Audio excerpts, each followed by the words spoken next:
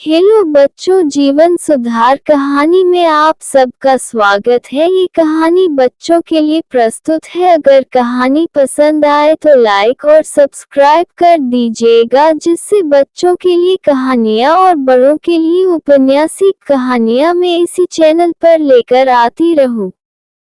बच्चों, एक बार की बात है, एक खरगोश और कछुआ दोनों दोस्त थे। दोनों एक साथ खाया पिया और रहा करते थे। एक बार दोनों में बहस छिड़ गई। कछुआ कहा, मैं बहुत तेज चाल से चलता हूँ। खरगोश कहा, मैं भी चलता हूँ। वहाँ से एक फकीर गुजर रहा था। उसने वह दोनों की वार्तालाप सुनी और कहा, भाई तुम क्यों झगड़ रहे हो? खरगोश कछुए ने अपनी अपनी बात रख दी। उस फकीर ने कहा, तुम्हें लड़ने की कोई जरूरत नहीं है, तुम्हारा फैसला मैं अभी कर देता हूँ। खरगोश ने कहा, वह कैसे? फकीर ने कहा, तुम दोनों रेस लगाओ, जो जीतेगा वही ज्यादा दौड़ने में तेज रहेगा। कछुए ने उसकी चुनौती स्वीकार कर ली। फिर क्या था, दोनों ने रेस लगाना शुरू कर दिया। खरगोश बहुत तेज भागा और काफी आगे जाने पर पीछे मुड़कर देखा, कछुआ कहीं भी नजर नहीं आ रहा था। उसने मन ही मन सोचा कि अभी तो कछुए को आने में बहुत ही समय लग जाएगा, चलो थोड़ी देर आराम ही कर लेते हैं। और वह एक पेड़ के नीचे लेट गया। उसकी आंख कब लग गई उसको पता भी नहीं चला। उधर कछुआ बहुत धीमी धीमी चाल से चल रहा था, लेकिन वह निरंतर प्रयास करता रहा और अपने रेस पर फोकस करता रहा। कछुआ आगे निकल गया। जब खरगोश की आंख खुली तो उसने देखा कि कछुआ तो बहुत आगे निकल चुका है। खरगोश भी बहुत तेज तेज भागना शुरू कर दिया, लेकिन उसको क्या पता था कि कछुआ आगे निकल जाएगा और मैं पीछे रह जाऊंगा। दोस्तों, कछुआ ने अपना रेस आगे पूरा कर लिया और खरगोश थोड़ी सी आलस की वजह से पीछे रह गया। धीमा और लगातार प्रयास करने वाला इंसान आगे कब बढ़ जाता है उसको पता ही नहीं चलता। जब रेस खत्म हुई, खरगोश बहुत ही निराश हो गया और खरगोश सोचने लगा, मैंने बहुत ही आत्मविश्वास कर लिया और इसीलिए हार गया। उसे अपनी मंजिल तक पहुंचकर ही रुकना चाहिए था। अब सोचने से क्या फायदा। जब चिड़िया चुन गई खेत, अगले दिन वह फिर कछुए को दौड़ की चुनौती का ऑफर देता है। उधर कछुआ पहली रेस जीतकर आत्मविश्वास पर बहुत ही गर्व से भरा होता है और तुरंत ही मान जाता है। रेस शुरू हो जाती है। इस बार खरगोश बिना रुके अंत तक दौड़ता जाता है और कछुए को बहुत ही भारी अंतर से हरा देता है। बच्चों, इस कहानी में हम यही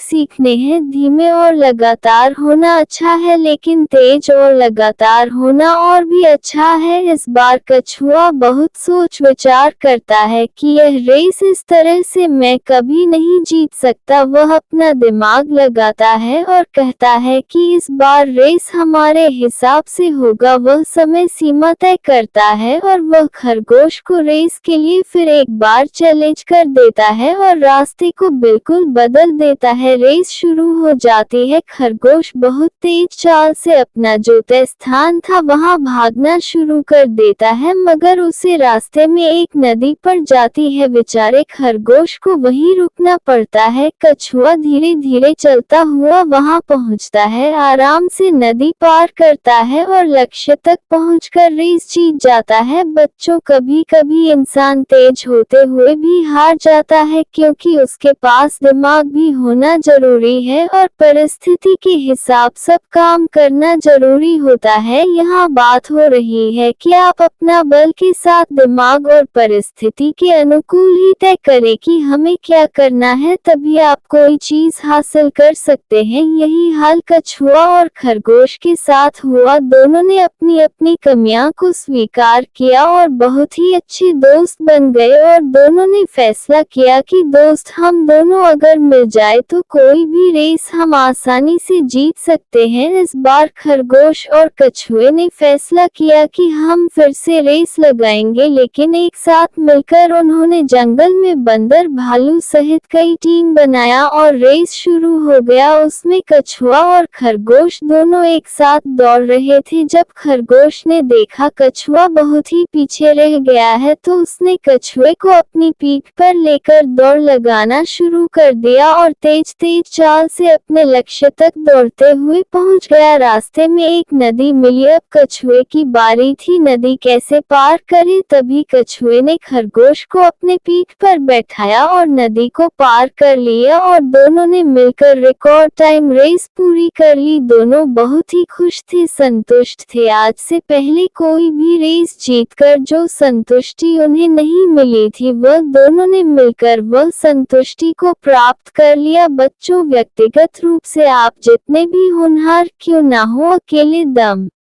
पर आप मैच कभी नहीं जीत सकते। अगर आपको जीतना है तो टीम के साथ आपको लगातार ही प्रयास करना होगा और काबिलियत के साथ एक दूसरे की ताकत को समझना होगा और परिस्थितियों को समझते हुए उसके हिसाब से टीम का ताकत बना होगा। बच्चों, इस कहानी से आपको क्या शिक्षा मिलती है कमेंट बॉक्स में जरूर लिखिएगा और लाइक सब्सक्राइब करना बिल्कुल नहीं भूलिएगा, जिससे बच्चों में आप लोगों के लिए अच्छी अच्छी कहानी लेकर आती रहूं। धन्यवाद हमारे प्यारे बच्चों। धन्यवाद बच्चों।